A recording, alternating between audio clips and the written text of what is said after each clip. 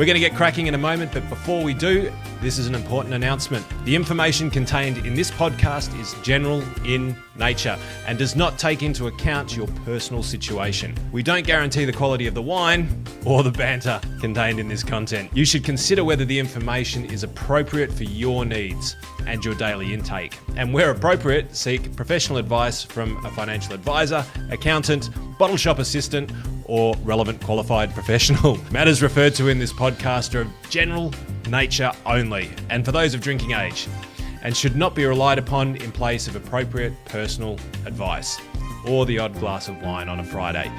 To make sure you get the most out of wealth, wine and wisdom, folks, please follow the house rules. Don't be a wallflower, get involved in the chat. We love to have some questions, feedback, and a little bit of commentary along the way. You give us energy, we'll have a good time. Make sure you pour yourself a glass of something wet to wet the whistle. Make sure you get the banter flowing as well.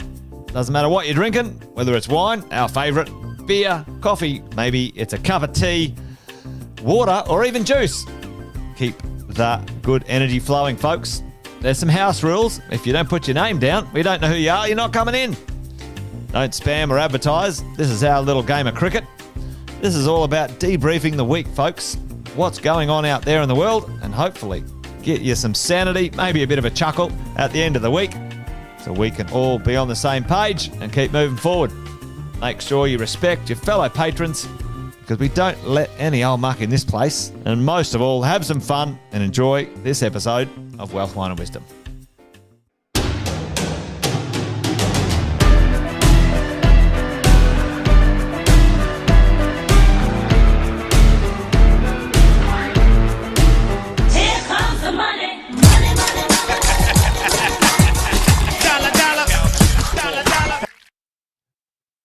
Sam Sagas.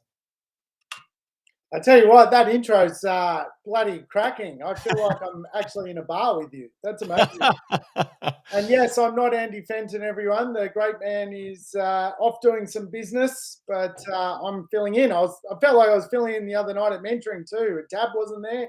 Oh, mate, I think it's been one of those months where people have been MIA for whatever reason. But thanks for joining me, mate. It's great to have you. That's good. I really like that little guitar riff on the way in. It was a really good. Yeah, wow, I'm in a jazz bar or something talking about economics. This is, and I've got the wine, so hey, happy Friday. You're all set up. Well, we've got a few people already logged in, Sam, so let's say a quick hello to a few of them. Alexis, good to have you here. What are you drinking tonight, Alexis? You got a bit of a mixer there. You got wine, spirits and beer going on. It could be good. I've always liked that name, Alexis. Mate, Bryce is grabbing a wine. That machine came along and sort of ruined the name, didn't it? It did. Alexis, turn on the lights.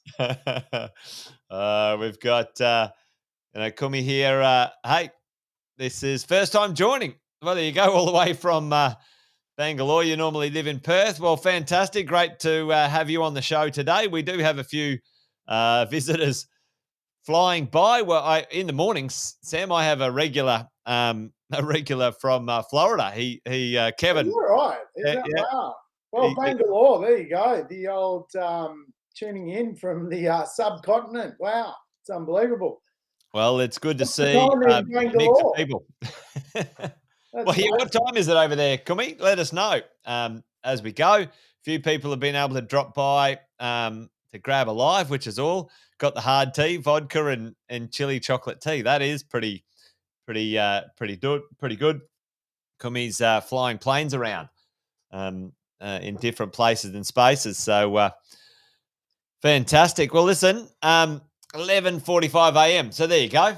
That's not too bad. It's not too late at night. Well, welcome everyone. Great to see everybody here. I'll do the quick, set the scene for what we're up to today, Sam. Normally we sort of say, hey, I've been doing property 20 years. Andy's been doing finance and economics 20 years, but you've been doing property longer than me. It'd be 30 years. Why don't you give everyone the 2-second helicopter view of Sam Saggers, the property extraordinaire, joining me today. We're doubling down on real estate today, folks. Oh, okay. Yeah, sure. Well, my background, I did a basically a diploma in property. It was a 4-year process, and got into real estate as soon as I left school, and basically, became an investor in my early years, and pursued that. Met up with this crazy looking fellow. He's turning 50 on the weekend, by the way, everyone. So Big 50. big 50. Is that a scary proposition? Well, it doesn't feel like that. So maybe when I get there, I'll be different. But we shall see. Well, have you got anything planned? Are you going to have a big shindig or anything? Nothing big. Just going to have a family get together. So I'm a bit kind of. I don't really like attention in that way, Sags, to be honest. Yeah, birthday parties can be a bit that way. Yeah. But anyway, we had our 20th, business 20th, just a month ago. That was kind of like a big party for everything, wasn't it? I think that was. I think I'll take that as the big party myself. No, well, yeah, my background's really just real estate. I've worked in the investment space for 30 years. I've written a few books. I've even spoken at guest lecturing at universities and things like that on urban behavioural economics.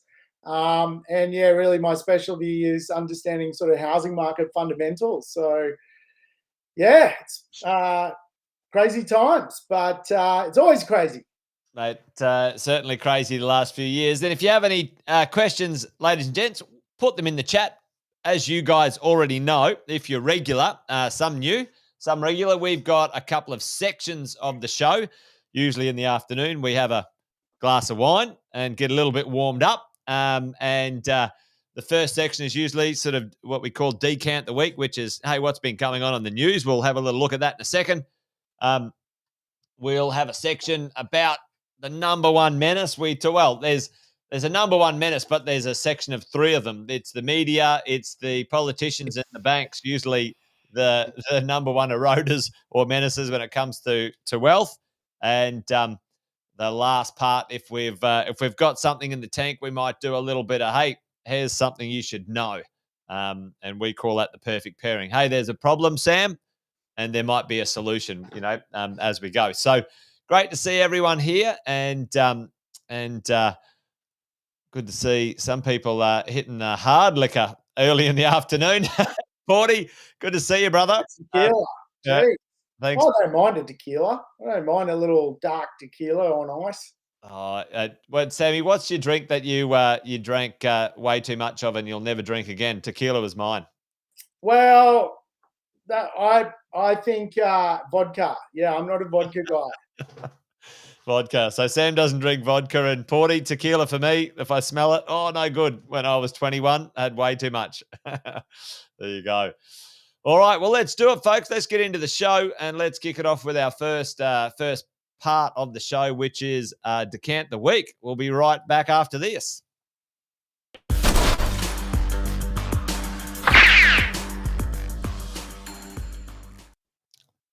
Well, Sammy, make sure you jump in whenever you feel you've got an opinion on this. I know you will have, but check this out, folks. This is just from 24th of Feb today, 2:45. The great housing crash, Sam. The great housing crash has stalled. Well, I'll tell you what, it's interesting, isn't it? The media will jump on anything as soon as they catch wind of something, they'll create a headline. But I tell you what, this was always going to be a mid-cycle slump. It was never going to be a crash. Crash is a pretty crazy word for where we're at the moment. It really is that sort of mid-cycle slump while everyone gets their head around to really get started again. And so, yeah, it's interesting though. They're starting to see what's underneath the hood of this thing, and it's really, a terrible undersupply, and everyone holding on to their real estate. Yeah, well, the idea that the market's crashing certainly isn't supported by any of the data, Sam. No matter which way you slice it, folks listening in, if you go, all right, well, let's start at a 0 point. Let's go, Jan 2020. If you have a look at this national wise, the average house price or home price growth, 30% up from 3 years ago. Now, I don't know about you. I wouldn't be calling this a crash, folks. There doesn't look like any crashes going on here. And if you have a look at, Brisbane and Adelaide, Sam, 40% up in the last 3 years. Those two towns, we had our eyes on for a while.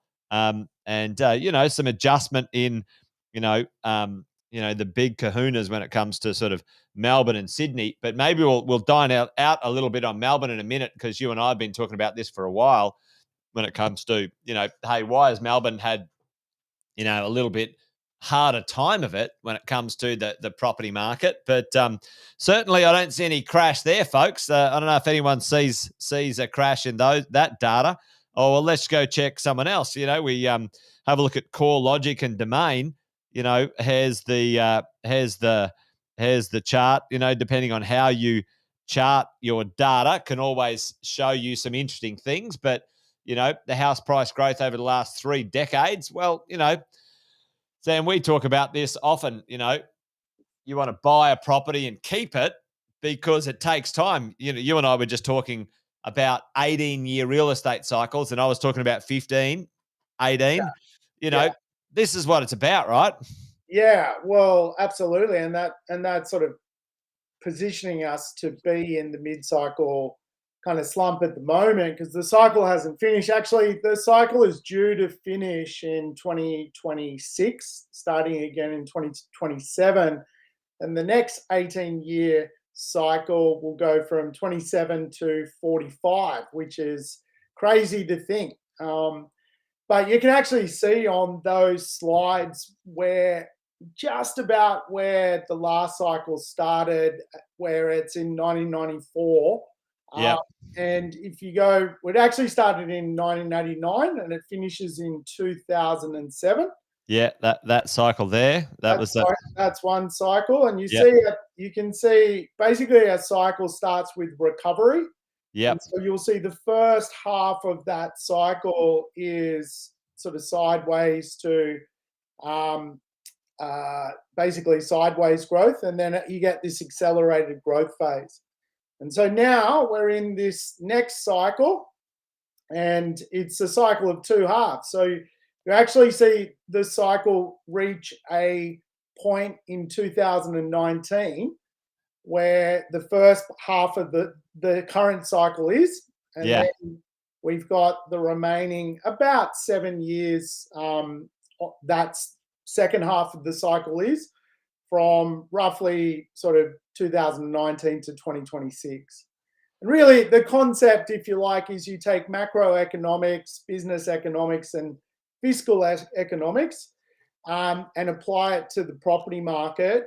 And the theory is that because there is always going to be demand for property, and because governments on OECD countries are always trying to push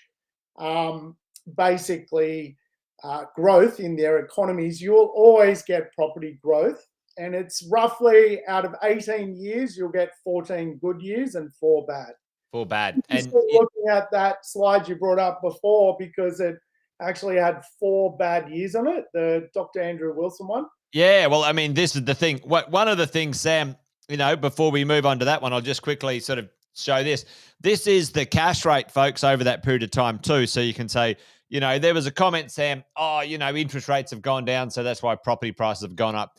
And by and large, that has a factor, right? That certainly has a factor. Makes it easier for people to borrow money, and most people don't spend within their budgets, right? They always spend a bit more. Bit of a shout out to Ben. How are you, mate? Good to see you. Ben, we need to get together. I haven't seen you for months, mate. Hope you're well. Back at you. So, Sam, you and I talked about, okay, well, what happens to the real estate market now? Let's say, all ships rise. What's the saying? All boats go up on a rising tide or something, right? Or whatever it is. Yeah.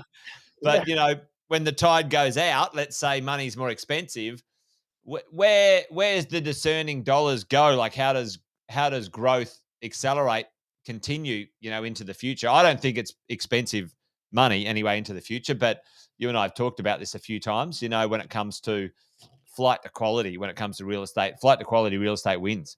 Yeah, oh, absolutely. I mean, we're already seeing that now with where rents are headed on flight to quality properties. I mean, yeah, I'll show you an email I got just today, which is just, it'll blow people's minds as to how much rent is going up for the right real estate.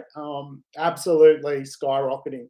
Mate. And I think we've just got to understand, if you go back to your sort of previous slide where you saw the economics of two cycles, actually, if you go from sort of basically 1989, which isn't on there, but goes up to 2007, you had money change or morph twice. You had the deregulation of banks in the 90s, and then you had the mining boom one, which really pushed up wages. What that did was accelerate house prices. And then in the current cycle, you've seen, obviously, it really run off the back of low interest rates. And of course, that's led to the asset values climbing again. The next version, or the next cycle, 27 to 2045, is all about the intergenerational wealth transfer. So all that money you and Andy talk about, 6.1 trillion at the top of the funnel. Yeah. Once that's released, my God, that's going to do some buying. I tell you what, that's going to really, because you think about it, right? COVID, the government here in Australia pumped about $1 trillion into the economy. Yeah, I've got a stat on that one actually down here, but like Jace, we're talking 6.1 trillion. 6.1 trillion. As baby boomers basically reach life expectancy and pass on that wealth. So, because obviously it's quite often hard to fathom that an $800,000 property today can become 1.6. Yes. Or 1.6 can become 3.2. And the same thing was happening back in 1989. It was like, I remember you and me having a chat. It's over, Jace. It's over. Yeah. 200. We've busted through 200,000, mate. It's not going to happen. We might as well shut up shop, right? Yeah. Yeah. So yeah, it's just the way it works. And really, it's financial engineering. It's the government that commands the economy, and obviously they make it harder in some places and loosen it up in others. And the theory of the 18-year cycle is just you're going to get a push me, pull me effect from government, because ultimately government needs houses built. Yeah. And puts money into that part of the puzzle. So, well, I mean, the Australian government's not a very, it doesn't play much outside the lines of property, mining, and banks and farming. Really, at the end of the day, like they're the big drivers. But we do. We've got an actual special guest. We might bring him on. He's flying by just to say hello, Fenton. My day is done. My day is done. No, I thought I'd just fly in and make sure that you guys are behaving or misbehaving. Well, we're trying to do that, Fenton. And when things were getting harder and looser and push me and pull me, I was thinking, oh my God, this has really gone down the toilet. Mate, you've made it. It's good. Have you got the wine? That is the question. Or are you being healthy and behaving down there, Fenton? That's what's going on. Tell everyone where you are. You're down in Sydney at Nissi, Nail It and Scale It training with the K2 community and Kerwin Ray. Few of the listeners will know that. Yep, day one of Nail It and Scale It with Kerwin Ray. We've got a great crowd down here, fully packed out the Wentworth. Just happens to be Mardi Gras as well. I was wondering why the prices of flights and hotels were so astronomically expensive. So I'm tipping I'm not going to get too much sleep tonight. Not because I'll be doing anything, but I'm assuming that there'll be a lot of raucous behaviour, floats, partying, and all of those sorts of things. So Sydney is alive, but it's great down here. A lot of business owners really enthusiastic, positive outlooks on the future, and as we know, they're the backbone of our society. And mate, it's great coming into this straight off a wonderful event with you. Mate, we did have a nice time there up in Brizzy. If there's any of the exit planners listening in, give us a shout out. But I know we've got a few of the regulars online now, Andy. But mate, while you're here, Sam was talking about that big chunk of the most wealthy Australians ever in history about to transfer over this next decade. $6 trillion worth of wealth and assets. You and I talk about it often when it comes to business owners. Yep, we got someone in here. Yep, hello. It's a good weekend. What do you see in that space with business owners and the next decade or so? Like that transfer of money is going to flow in pretty crazy places. Australia loves its real estate, but what do you reckon around the share market? I mean, we've got one of the wealthiest or the most the largest funds, pension funds, super funds in the world. I think is number 3 in the world, or it could be up there. That's going to transfer towards assets. What's your spin on it? I reckon it's going to be interesting because when we look at it demographically, an aging population is a very bad thing for an economy, and that's something that's going to be very challenging for especially China, because I think China's about to put its wheels back on. So there's a consumption story that will probably kick on in China, and you'll hear more about that probably over the next 6-12 months. But their longer term, as is Japan's, one of the biggest issues is that their ratio of new children being born is very low, and when that drops below 2, effectively each partnership having 2 children, that stabilizes the economy. And you need the young to pay for the old, right? And now I know we're Australians, we're not Italian, or there's many Italians in Australia, but the Italians and the Greeks tend to be a little bit better at taking care of their parents. There's a bit of a view in Australia, it's like, oh, those old bastards, just ship them off. But get rid of them. But get rid of them. The problem is we get rid of them into a highly subsidised environment at the moment. So the age pension, age care, all of these areas. So money. Yeah. So I think that it'll be it. I don't have a firm view on it as yet. The things that I'm kind of throwing around in my head is, yes, there's going to be massive asset transfer. I think Sammy was talking about, there's certain thresholds that you guys have seen real estate it's almost like a glass ceiling until it's not. And at the moment in Australia, 8,000 is kind of the glass ceiling here. When we see those transferences start to happen, those ceilings will be decimated. So, 2 things. We've got strong inflation at the moment, and everything rises to inflation unless one thing happens, which is deflation. And deflation is sort of the governments try and make sure that doesn't happen, so they manufacture the economy. Yep. Well, and so we've seen a rapid increase. Andy. Yeah, that's what I was saying the other day. Like, inflation and high interest rates at the moment is actually, like, if you think about it as a real estate investor, it's actually our best friend right now because our rents are skyrocketing. And I can tell you, when your rents go up, you're not going to drop them down when the interest rates finally go down and inflation's under control, folks, right?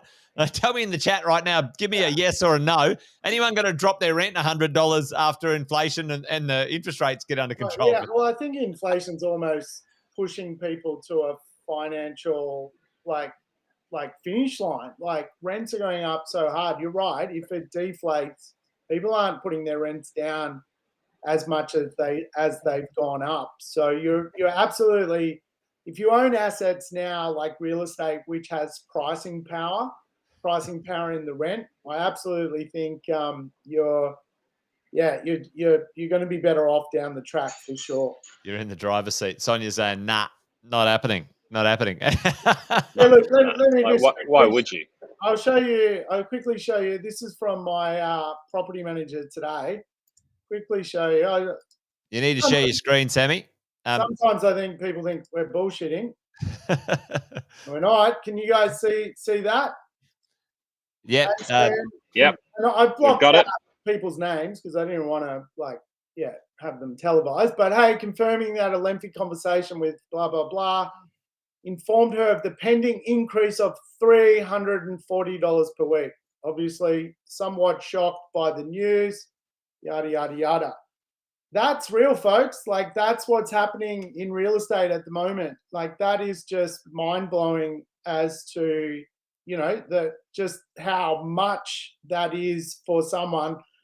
I had to write back and say, look, I expect to lose the tenant because, she's not going to be able to afford it. But that's what's going on, and I'm calling it's basically property cannibalism. Like, it's just, she's gone, next. Next. And that's what's happening out there. Like, real estate's carrying pricing power, and it's being shown in the rental returns right now.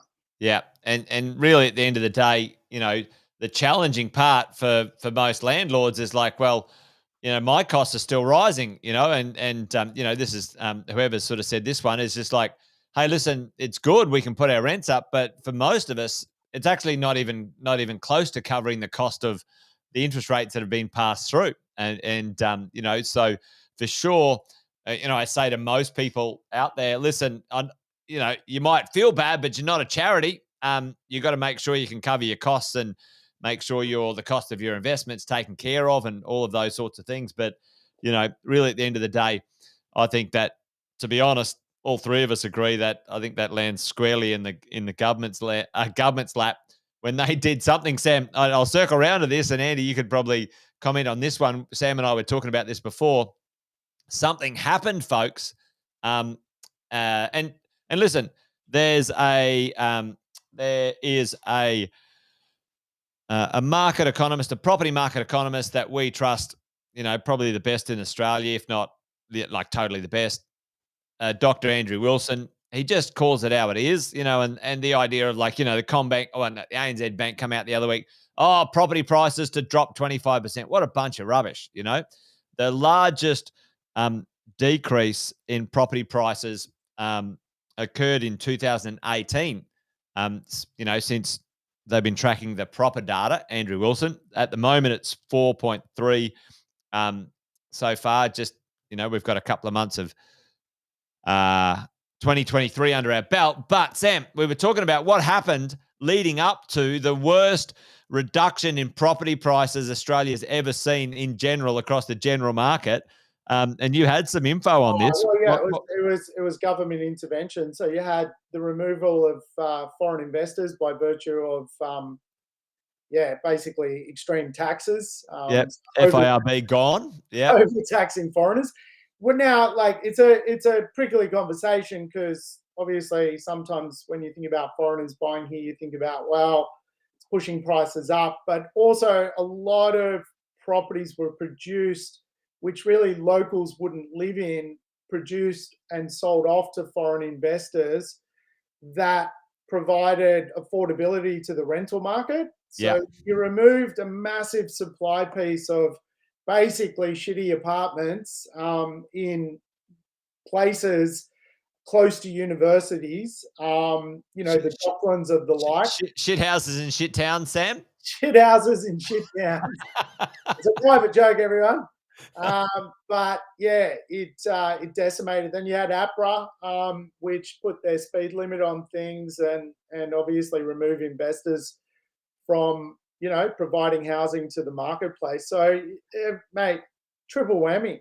It was a triple whammy. And then the politicians, beating their chest going, if we get in, we'll remove negative gearing and we will remove capital gains tax if we get in. Vote us in. We're experiencing the bullwhip effect of that now, aren't we, right? So, like, the decision made in, 2018, 19, call it, we're feeling the brunt of that right now. Where I'm literally talking to a property manager going, put the rent up $340 a week. I mean, that is pretty full on, right? Like, that is all because of those decisions back then. So yeah, I've said this a heap of times, and I said it to Andy as well. It started a long time ago, this problem, folks, in real estate. COVID didn't do it. COVID was just like the kind of the last knock on the head, right? We already were leading into undersupply issues, Sam, property quality issues, all sorts, like production. Yeah, I mean, we were talking to developers who were like, I'm not going to, I'm not going to launch projects because, and Well, we really haven't seen hyper supply since 2006, 7, 8, 9, when really we were doing deals where banks, liquidators, they were offering, 50 apartments, 40% off the purchase price. We haven't had hyper supply. Probably the last time the market was too oversupplied, maybe 2010, and then you started to get this natural recovery effect and sort of absorption. And by 2019, everything had been absorbed, and then they created policies to, basically stop more production. So you had all stock absorbed, then a policy stop production. So, geez, man. There we go. Well, Andy has to chuff off, folks. Mate, glad you could drop by, Fenton. Thank you for having me on your show, gents. It's far more attractive with the two of you than when I'm on there. But Sammy, it's great to see you. I'd love to be on a couple of these where you come in and join us, because I always love hearing all of your stats. And always up for it. But I think everyone loves you two at bantering. I think you got the secret sauce. So. Well, mate, it's a good threesome. But next week I'll be coming back. I've been catching up with a lot of our fund managers, talking all things inflation, rate hikes, all of that sort of jazz. Very similar to the context of the conversation you guys are having right here. So, Sammy, it might be one that you want to chime in on, because I think that there's a lot of things that are lining up in equity markets which are really similar in your world. And Jace, mate, they've been saying pretty much the same things that you and I have been rabbiting on about probably for now about 6 months, and they're starting to jump on the bandwagon. So mate, they're tuning in, mate. They're listening up now, I reckon. I reckon they may well be. But lots to talk about around Reserve Bank action, Federal Reserve action, all of those sorts of things. So I'll look forward to sharing that with you guys next week and seeing everyone back there. But thanks for having me, and thanks for allowing me to pop in. Sammy, it's awesome to see you again, mate. And I guess from now, it's a good night from me. And it's a good night from him already. But don't go away, folks. I'll see you all next week. All right. Stay on. It's going to be gold with these lads. See you, mate. See you, mate. Mate, good to have. Oh, he's coming back. Wait, I thought you were leaving. Oh, he's gone now. Well, mate, the idea that we've got a supply issue is only being exacerbated right now. You and I were talking about this something, and also circling around on Melbourne, right? Circling around the property market in Melbourne. We've got a huge amount of people, immigration, either students coming back or new people coming to the country because we've got a labor shortage. This stuff is going absolutely bonkers right now when it comes to, the number of people entering a market. And Melbourne, when we go back to those stats, Sam, was a little bit quieter than the other one. If we go back here, we go, right, Melbourne had, a harder time of it when it came to growth. Melbourne's really now as it's growth. Well, obviously everything reverts to its mean over the long term, and generally when a market's underperformed, obviously you can look at it and go, well, it underperformed, never buy there again. Or you could look at it and go, it underperformed, there's an opportunity. Yeah. It's got more room for capital improvement. And really the way we look at the Melbourne market at the moment is its underperformance is actually its opportunity, and growth will probably be rear-loaded in the cycle rather than front-loaded, whereas the other markets have had more basically front-loaded growth over the last couple of years. And really interesting enough, because I make a lot of my assumptions about markets by getting on the ground, not so much just relying on the data. So seeing what's for sale, understanding the geography of the marketplaces there, understanding markets in markets. And it's quite obvious there's a price disparity on what you can buy in Melbourne compared to other cities. And really that price disparity really at this point in the cycle shows a lot of value. Yeah, yeah. Interesting. Then Dr. Andrew Wilson, who's obviously opinion we kind of value, came out and put Melbourne as he's number one. Mate, and I mean, the challenge over the years, I mean, you and I have chatted about this, about Melbourne a gazillion times. Melbourne often had a lower rental yield. It was always kind of like a percent behind, or, Oh yeah, it's under-rented. yeah, It's under got a rent rented. cap. Yeah. Yeah, yeah. And I think that's certainly on the radar to change sometime soon, folks, when it comes to, these markets. I don't know, I should turn this off. I'll do a little quiz. What's the most expensive city in Australia, capital city, to rent a house in, folks? Sammy, do you know? You know this one off the top of your head? Oh, Put well, that mate, in the chat. The most expensive city. I hope you're not going to throw Darwin at me, because I never looked at that place. Well, I think I know. It's interesting. Like a couple of those cities, basically, it's considered unaffordable if you spend 30% of your gross income on rent. And some of those cities attract, because they're high income cities, they can actually attract above the national average on rent. So I don't know. Did anyone guess? Yeah, there's a few people were going, oh, Sydney, and it's not Sydney, folks. It's actually Canberra. And Canberra people spend up to 34% of their gross income on rent. It's considered unaffordable at 30%. But obviously, I think people in Canberra make a lot of money, Jace. Mate, well, they do have the highest incomes in Australia. I think the highest average incomes, isn't it? When you have a look right there, folks. The most recent stats. The average rental price in Canberra to rent a house is $690. It always blows me away. But check this out, Sam. And you and I just don't get this, right? So look at Melbourne. Look at the infrastructure of Melbourne. Yeah. And have a look at this. Darwin, Hobart, I know. Perth, Adelaide, Brisbane.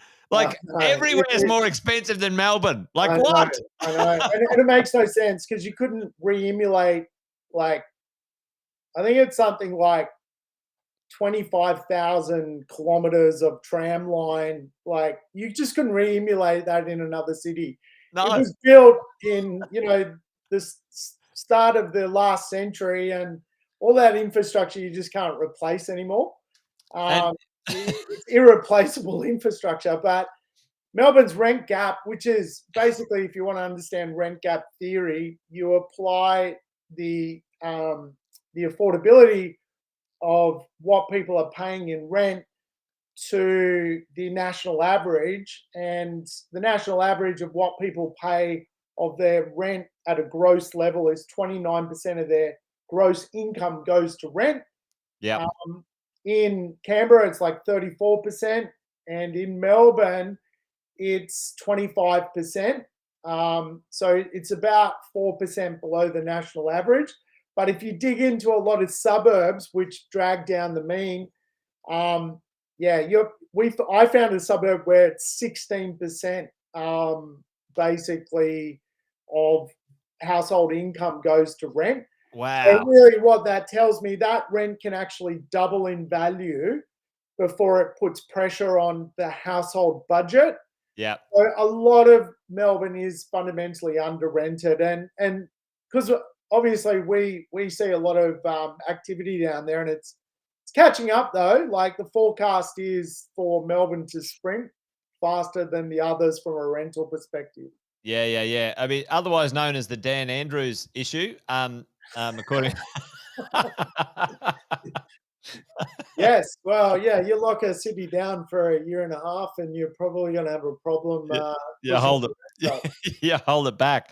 And when you have a look at the world of apartments, well, Sydney certainly ranks up there as the number one expensive place to rent an apartment. But Canberra again comes in number two. But the house. So there you go, folks. At the end of the day, Sammy, we both know, being on the ground. This is the interesting thing. I always say, Sam, if someone says, oh, there's this market issue. And I'm like, well, when was the last time that you went and stood in line at an open home or, saw how many people showed up to, an auction or whatever it is. And if you go and do that physical stuff, like you said, you get on the ground often, not just look at the data.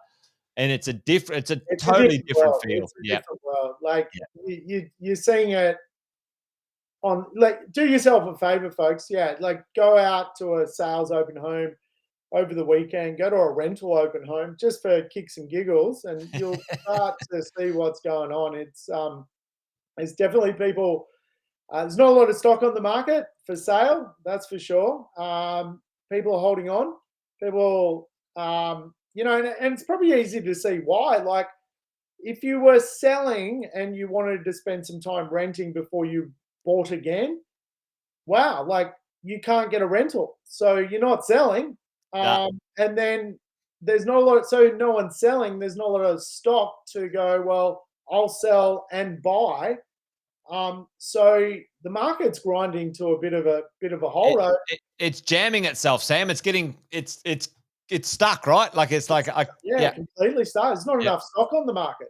Oh well, I mean, leading right into that, I'm glad that segue worked out for me. But here's the stock change. I mean, and again to dine out a little bit on Melbourne, but sort of Melbourne and Sydney, the reduction in not only sort of yearly change, monthly change. Have a look at that.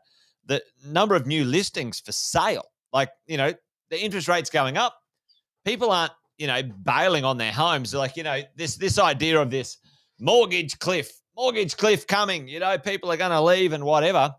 I think that's a bunch of bullshit. Like technically, well, economically, they can't. Even if they were to bail out, where they're going to go, the rent's going to cost them more than their mortgage sometimes. So, it's actually causing.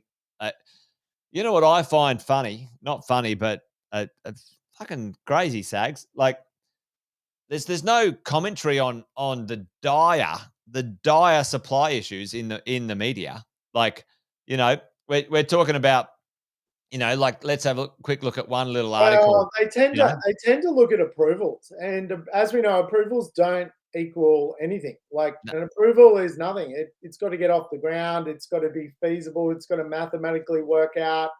So I tend to see from media like, approvals which are down, but approvals is not actually, handovers when it comes to supply. No, and arguably, Sam, like we know many of the best producers of great quality property in Australia. I mean, fucking all of them. I mean, you've been doing this for 25 years. You know them all, and they're not saying, "Oh, Sam, it's the easiest time ever to deliver a piece of real estate." Like they're saying it's the hardest time I've ever had to deliver real estate on price and on budget on time. It's a nightmare. I Yep. caught up with one notable developer.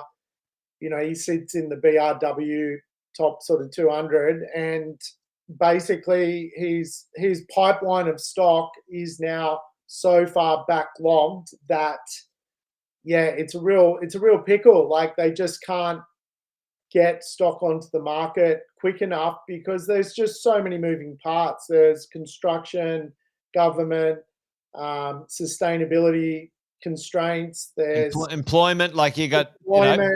Like, mate, it's that you can't get the trades to build the stuff.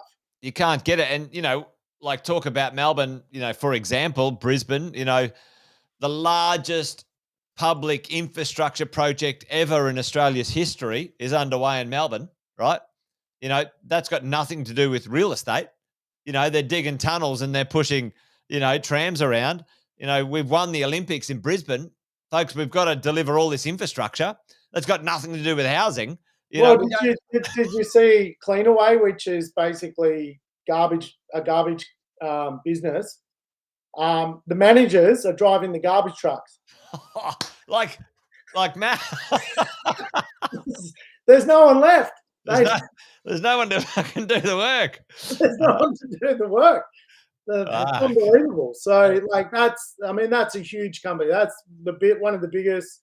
Basically, they deal with all sorts of waste, construction waste, recycling, like literally managers are becoming drivers because, yeah. So I don't know, like, call me a simpleton, but when we talk about sort of things slowing down, recession, whatever, like I just don't see it. There's just too much work. Like if people got work, like, and there's too much work, like it's just, things are just the new normal. Like we're just living with, a cash rate, which, yeah, probably settling in at where we're at now.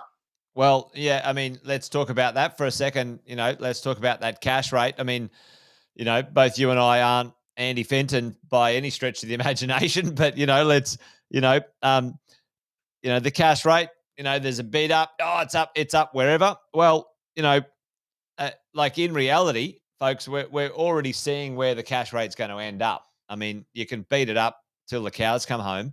But Sam, one of the great things that Andy, has talked to me about, folks, and you guys know this, we talk about the aggregated opinion of people far smarter than us when it comes to the world of this idea. And, where does it look like? Let's have a bit of a sticky beak here.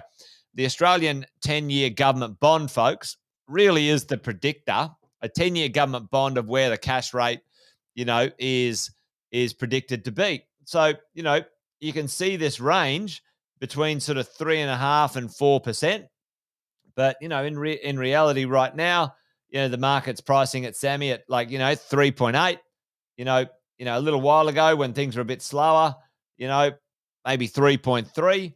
So, we've been talking about 3.5 to 3.75 cash rate for well over 12 months. Like it made sense that that's where it would get to. It made sense that that's where it would need to be. And folks, it and I don't say it flippantly, Sammy, anyone listening in, that, interest rates at 6% are just what it should be, right? That's really the normal cost of money. Anywhere between sort of 5 and 6%, you've got a normal cost of money which is quite healthy for the system that it's in. Things can flow. So really, at the end of the day, we know we're going to end up with a cost of money at around about 5 to 6%, depending on the risk and the LVR. But there's already talk, which is talking about America's already dialing back their stuff, and also, Australia's, tipped to be one of the first ones to cut rates sometime in the future, and big question mark on that one. But as property investors, Sam, nothing we can do about the cash rate, right? There's nothing you or me or anyone listening in can do about that. But what else is driving? You were talking to me about the FIRBs, the FIRB. Maybe jump in on that one and have a bit of a dine out on what's going on. I think Andy kind of summed it up. China's kind of going through some problems. Like you've got obviously a depopulation situation occurring, and you've got obviously over there they've got some real challenges with their housing market where they've basically created hyper-supply. They hyper-supplied their own market with ghost cities, basically based on an increased level of population, and the place is falling to bits, really. So, well, I mean, did you hear the Japanese Prime Minister, Sam, issued a national disaster thing, said, hey, listen, we in 20 years, we'll be a third world country if we don't have some more people.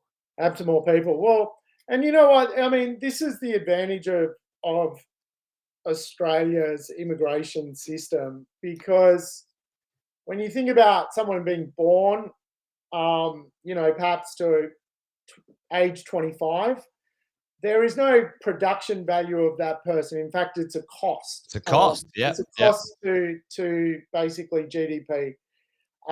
So the idea of going and then asking people to come to your country who are already past that age, but are in their highest sort earning of and tax paying, plus bringing skill, it's actually a bit of a masterstroke. Like, and it's going to get tougher because the whole world's onto it. I think I mentioned, like in Hungary, if you have 4 kids, you don't pay income tax. Well, fair enough. I think that'd be a great rule, Sags. Sonia's going, don't they cost money, those little buggers? Yeah, fucking oath they do, Sonia.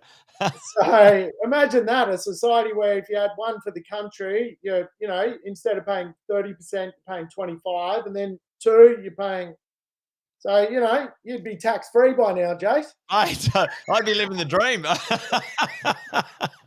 So some countries are going, geez, we better, and the problem for Hungary, of course, is they're going to do that, sponsor families to have children, not pay income tax, and then Australia's going to pinch them all. Yeah, well, because there'll be no opportunity there for jobs. That's So we're kind of blessed in the context of we have a pretty smart, skilled migration dynamic, and that's where we see today, really Australia as a Anglo-Indian Asian fusion of skill, and so it's very different to other places, and for China in particular. Like if you're Chinese and you're in the sort of middle class with a bit of money, you're not investing in Chinese property. Nah. It's not going to happen. So you're looking for a home. So I'm starting to see all these articles. Like I'll just do a quick share, but I mean, like there's a lot of articles of. You need to share your screen again.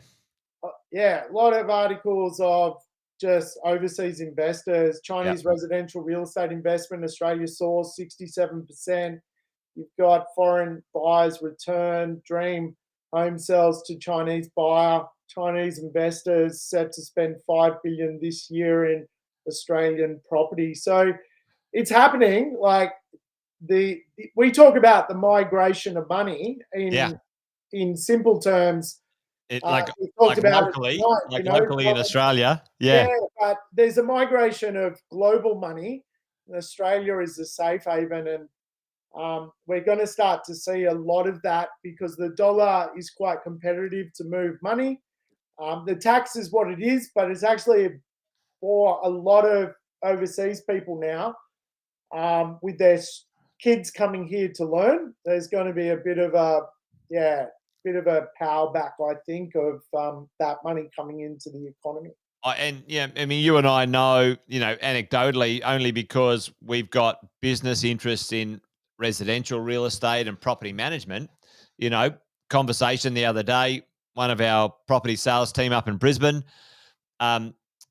the student couldn't find an appropriate place to live, so the parent sent them $1 million and they bought an apartment. Yeah, that's what happened.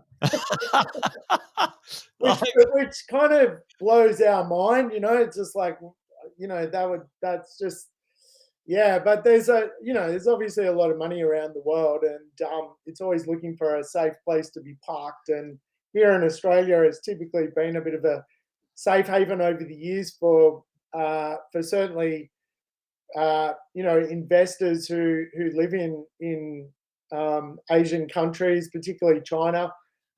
They're always trying to sort of move their money out and safe haven it here. Yeah, I mean, we're very stable as a country politically. We're very stable with our banking system, top 3 in the world. And at the end of the day, we've got a history of immigration successfully working for Australia. It's been, right from the outset. There you go. Well, Sammy, why don't we, we're moving to a close, but why don't we do one of our little segments called the Number One Menace? I've got something here. Maybe you and I can riff on it for a few minutes. Let's do it. I've never done the menace.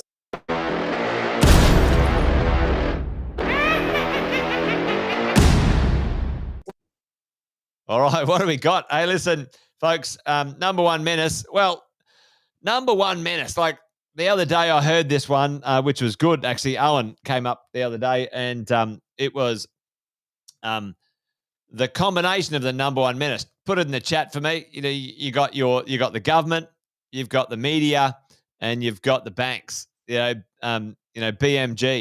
They're the 3 that can cause, plenty of grief when it comes to you and your wealth. Check this out. How to lose $1.26 billion, folks, in the blink of an eyelid. Now, I'm not condoning, nor do I support gambling in any way, shape, or form, just so we're all clear.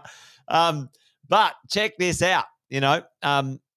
The New South Wales government, Sam, we all know the story, got in a bit of a stoush with, the casino group and, decided that they were going to teach them a lesson. This is how I see it, folks. Anyway, so then the government says, you know what? We're going to increase our tax on the Star and the Crown Casino Group, right? That's what they said. What happened?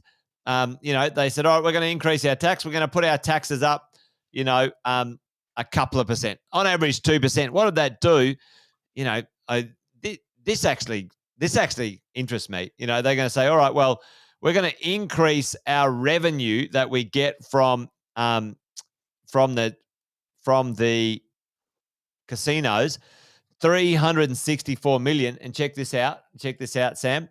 And what they're going to do with that 364 million, folks, is they're going to have 33 million of it go to responsible gambling and 5 million go to another fund. And that's it. Sam, where did the other 300 million go? Wow. What? Like, did anybody just see that? They're like, just like, abracadabra. All right, there we go.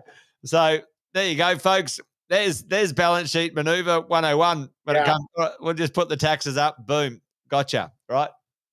So anyway, the point is, folks. That is creative accounting, Alison. Right.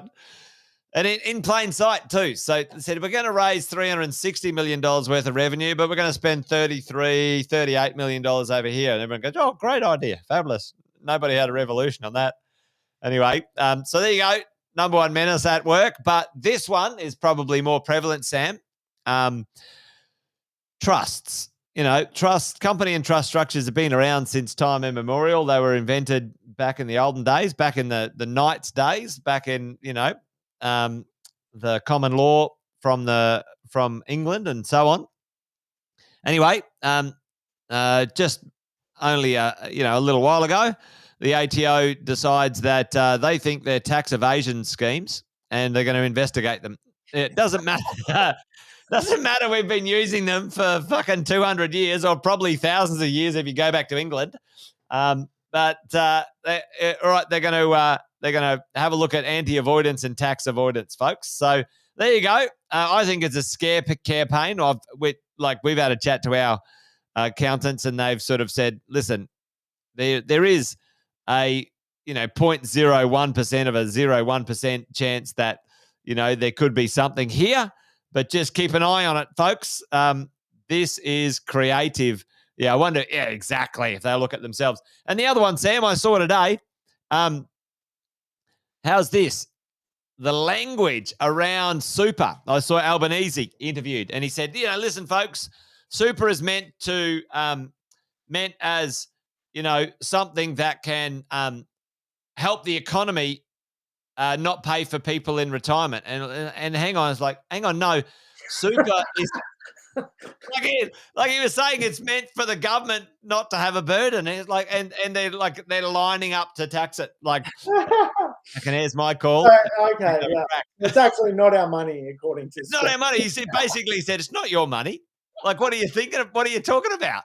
It's for the government, so you're not gonna. So we don't have to pay you so much in pension. And he's like, we're thinking we might change the rules. And I'm like, fuck, did anyone just hear that? Like, holy moly!